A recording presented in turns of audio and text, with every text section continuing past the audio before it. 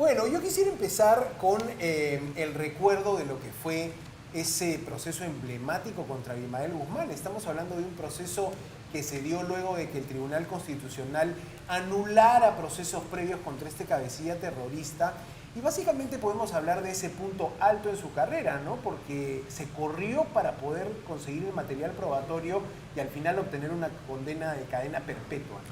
Bueno, sí, fue un caso muy importante, uno de los procesos históricos que han marcado la justicia del Perú, un caso en el que la justicia militar no había hecho un proceso en el que se pudieran tener las pruebas a la mano para demostrar, no porque no habían, sino porque no estaban en el expediente. Por eso es que cuando nos tocó tuvimos pues que recurrir a los anaqueles de la DIRCOTE, donde estaban, a los museos, etcétera, donde estaban todas las pruebas, y aplicando derecho nacional e internacional se pudo llegar a una condena ejemplar para Abimael Guzmán y toda la cúpula dirigencial de Sendero Luminoso, en el caso de los primeros a cadena perpetua, ¿no? Pero bueno, ese es solo uno de los hitos de mi carrera, nacional al menos. Doctora, y de repente para los jóvenes también que están en esta carrera del derecho, que la miran como un ejemplo de repente a seguir o que aspiran a llegar a donde usted ha llegado, ¿cuán difícil era en ese momento emitir alguna sentencia o hablar acerca de estos temas o irse en contra de estos cabecillas criminales? Mire, era muy difícil y es un simple comentario porque son cosas que ya pasaron, porque no solamente era el tema probatorio, no solamente era el tema procesal, pero todavía se vivía un ambiente de mucha agitación. Existían informes de inteligencia que decían, por ejemplo, que no solamente nos seguían a nosotros como los magistrados que teníamos a cargo el caso, sino a nuestra familia. A mí particularmente me llegaron los reglajes que seguían a mis hijas de 12 y 14 años para atentar o asustarlas o hacer cualquier cosa, amedrentarlas ¿no? Para retirarme del proceso y muchas cosas más que un día se sabrán en un libro que estoy tratando de terminar que se llama Campo de Batalla, que es sobre el tema, ¿no? ¿Y para cuándo, doctora? Claro, tiene que traer esa primicia Claro. Para publique cuando el libro, ¿no? estas altas responsabilidades internacionales que me han tocado desempeñar ya desde hace 8 años en la Corte Penal Internacional como jueza representativa, no solamente del Perú, sino de todo el grupo latinoamericano y del Caribe, que fui electa en el 2017 en Nueva York por 125 países, miembros de la Asamblea de Estados Partes del Estatuto de Roma. Ahora, leía también en agencias internacionales que su labor como jueza en esta Corte Internacional le ha generado también algunos problemas, ¿no? Primero, entender qué investigan los jueces de la Corte Penal Internacional, qué casos ven, y después, qué represalias se han tomado contra usted. Algo que leía en agencias internacionales a partir de testimonios durísimos de que le habían anulado las tarjetas, de que no le permitían el ingreso. Cuéntame un poco de eso, ¿no? Bueno, mire, nuevamente, hay cosas más importantes, pero sí puedo destacar en primer lugar que la labor de la Corte Penal Internacional, que es un órgano multilateral que ha tenido más de 50 años de gestación desde los tribunales de Nuremberg, se consolidó en la Corte Penal Internacional en funciones a partir del año 2002. Procesamos los crímenes más graves que se pueden cometer contra la humanidad. Estos son el crimen de guerra, el crimen de lesa humanidad, el crimen de genocidio y el crimen de agresión, que es el crimen de crímenes con diversas modalidades. Los perpetradores normalmente son aquellos que están en las cúpulas de poder, sea del lado del Estado, sea del lado de grupos contrasubversivos o de grupos que están en contra del Estado, etcétera, pero que cometen estos crímenes de manera masiva, en un estado de grave generalización de ataque a los derechos humanos y de forma sistemática. Entonces tenemos, por ejemplo, actualmente procesando al presidente Putin de Rusia, al primer ministro de Israel, Netanyahu, al expresidente de Filipinas, el señor Duterte, cuyo caso presido yo, y otros por el estilo, ¿no? Las sanciones, para mí son condecoraciones en mi carrera. En el Perú ya las tuve, pero son cuestiones coyunturales que en este caso yo estimo que el presidente Trump pues habrá estimado que no solamente no le gustan algunos fallos o algunas decisiones de la Corte Penal Internacional, pero que pretenden a lo mejor avasallar al sistema de justicia que es el sistema de Roma.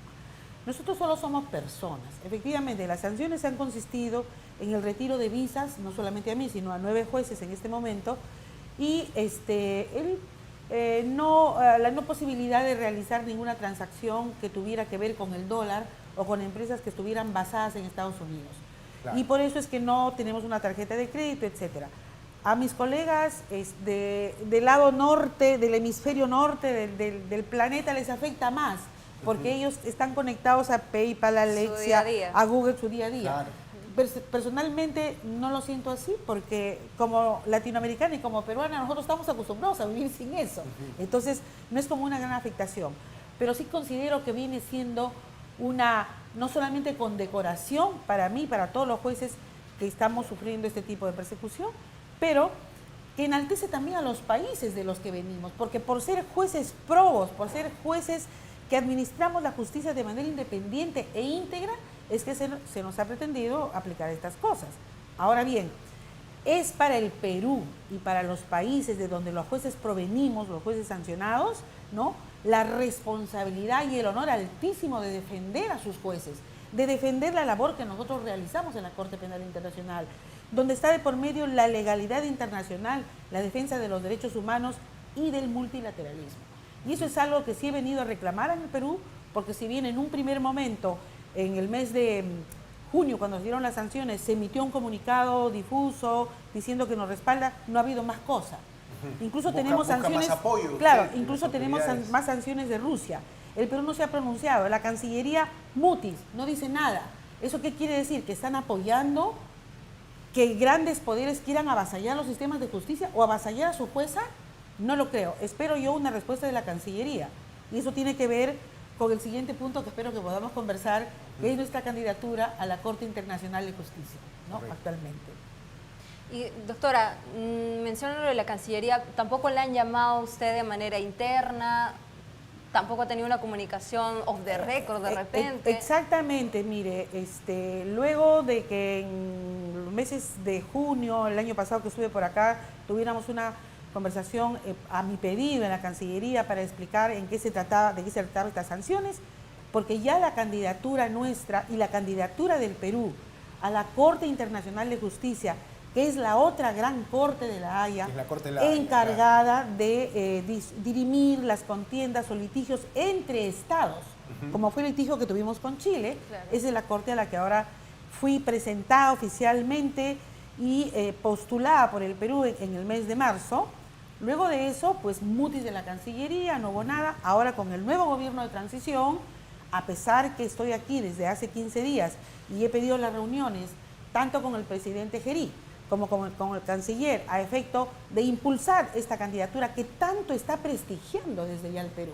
Porque a raíz de las sanciones hemos recibido y venimos recibiendo el apoyo de todos los países miembros de la Asamblea de Estados Partes. Ahora en diciembre se hizo público eso, pero de países que incluso no son miembros. Correcto. Para poner quizá en contexto a la audiencia, lo que nos está compartiendo la doctora Ibáñez es que, claro, efectivamente hubo una postulación respaldada por Cancillería. En su momento estaba el premier Adrián Sen, recuerdo el canciller Cialer, como ministro de Justicia estaba el señor Eduardo Arana, y claro, la presentan a usted como candidata peruana para integrar el pool de jueces que iniciaría en el 2027 en la Corte Internacional de Justicia, la llamada Corte de la Haya.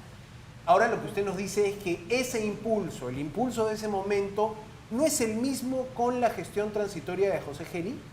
Sí, mire, la candidatura ya está presentada oficialmente ante todos los países del mundo. Se mandaron en ese momento notas diplomáticas a todos los países del mundo diciendo que el Perú está presentando a su candidata y a las embajadas nuestras para que se iniciaran la campaña para recibir los apoyos, los votos, ir trabajando los votos. Es una campaña inmensa. Claro, en este momento, en diplomacia, lugar, ¿no? Exacto, y más. En ese momento, en lugar de estar yo en el Perú, tratando de entrevistarme con el presidente del gobierno de transición y con el señor canciller del gobierno de transición, debería yo estar pues en Asia, debería estar yo en Europa del Norte, en África, etcétera, haciendo la campaña por el Perú. Claro. No solamente me quita tiempo, sino que lo más importante es que el Perú está quedando mal ante la comunidad internacional al no mostrar su apoyo decidido no solamente a su jueza de la Corte Penal Internacional, sino a su candidata.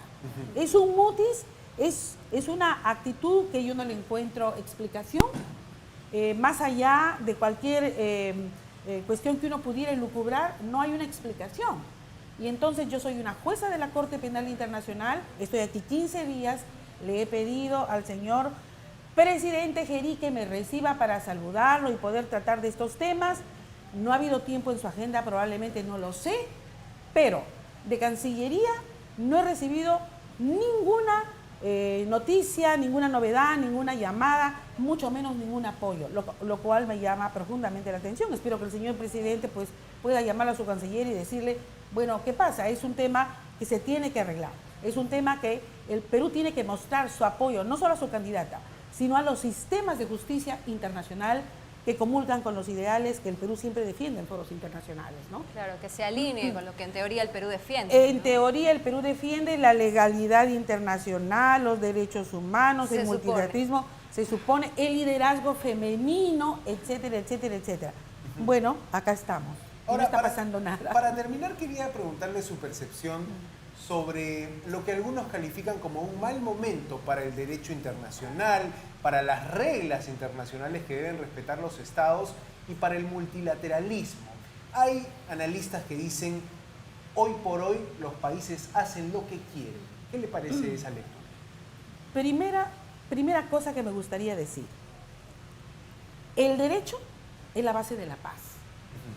Donde haya alguien que piensa que está por encima del imperio de la ley, va a haber siempre violencia, va a haber siempre problemas. Entonces, las cortes internacionales están para eso, para hacer prevalecer el derecho como herramienta eficaz para preservar la paz y la seguridad mundial. Es la función de la Corte Penal Internacional, donde estoy hace más de 8 años, es la función de la Corte Internacional de Justicia. El segundo punto, el multilateralismo como tal siempre ha estado en crisis, porque están las organizaciones grandes como la Corte Penal Internacional, como la ONU, entre otras, etcétera, pero siempre han habido países que piensan que pueden estar por fuera también del sistema y hacer lo que ellos piensan que es correcto para ellos.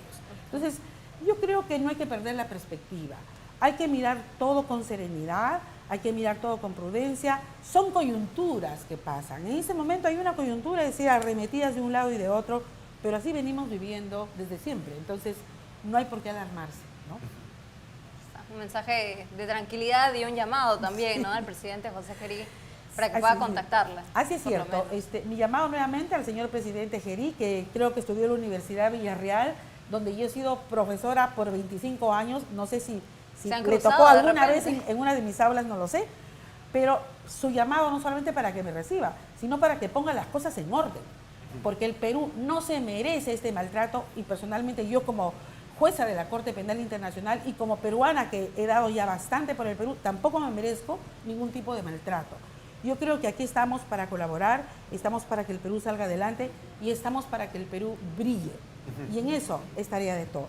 Perfecto, anotada entonces la petición y claro, el reclamo también de la jueza Luz Ibáñez Carranza, que ha estado con nosotros en Latina. Le agradecemos mucho, señora jueza. Muchas gracias. Doctora. Gracias, Santiago. Buenas Gracias, noches. Fiorella.